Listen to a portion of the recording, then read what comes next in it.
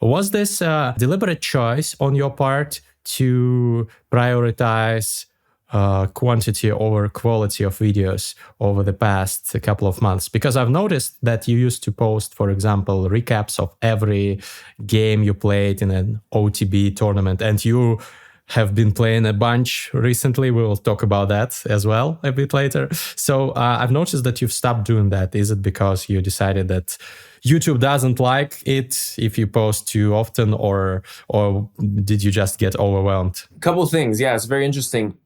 I got overwhelmed because I think I'm at recap 85.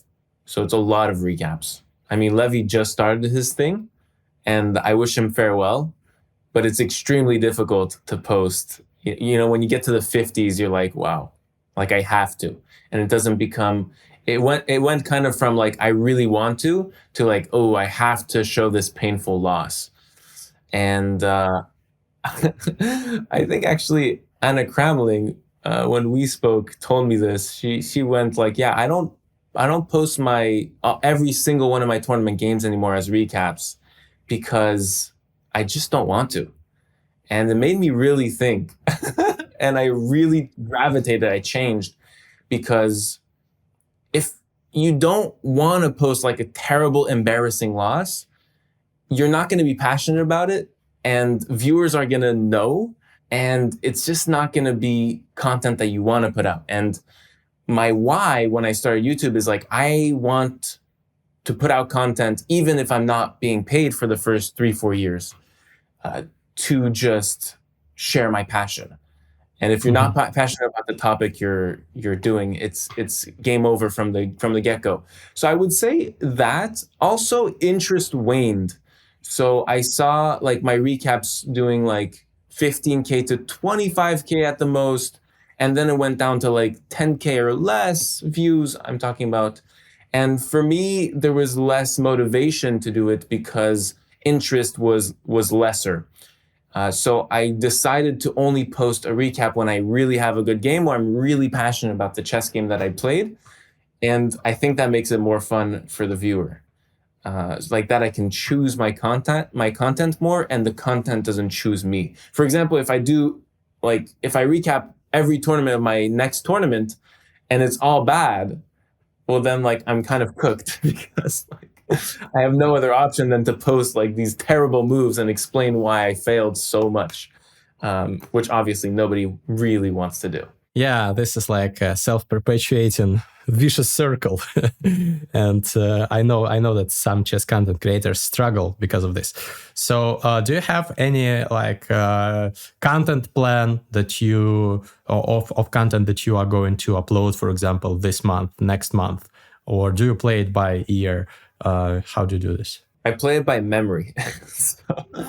So I just came back from August and September, which were my months where I traveled the most. First of all, I traveled with my buddy, I am Kostya Kavutsky, who would be a great host on this podcast, by the way. He's very interesting. Shout out. He was on once, so I linked the episode in the description. Yeah, several months ago. You should check it out. Yeah, that's my boy. He's really nice. And we traveled to a few tournaments in August, and then we ended in Budapest for the Olympiad. And it was such a nice experience, but most of all, I recorded so much content, it was easy to forget what I recorded. Just the other day, I was looking through my files, and we visited a chess club in Rome before our tournament, and I have like an hour and a half of footage from that with tons of games, very interesting games that I forgot about. That's what I forgot. Imagine what I remember. So like I routinely, a huge part of my day is always planning. I make a plan of the next day, what I'm going to do the day prior. So like at night or in the middle of the day. And I also, what I love to do is just journal my ideas, plan out, map out what I'm going to post next. And I feel like it's just repetitive memory kind of, when I just like write down, okay, I have to do this today. And if I don't do it, okay, then I have to do this next. And so, yeah, it's always important that for me to have like a macro perspective of what I'm going to post. it's also important for me to not forget what I have, in my files, because I have some very, very juicy content. But overall, like in the next few months, it's gonna be just insane quality. Right now in the pipeline, I have like 3 or 4 what I would say like bangers, like can't miss. And if they do miss, it's the worst feeling. I'm sure you have some experience with that. Every YouTuber has this experience where you have Yeah. an absolute masterpiece, you upload it, and it does just way less than you thought it would, and you're just like, it's a terrible feeling.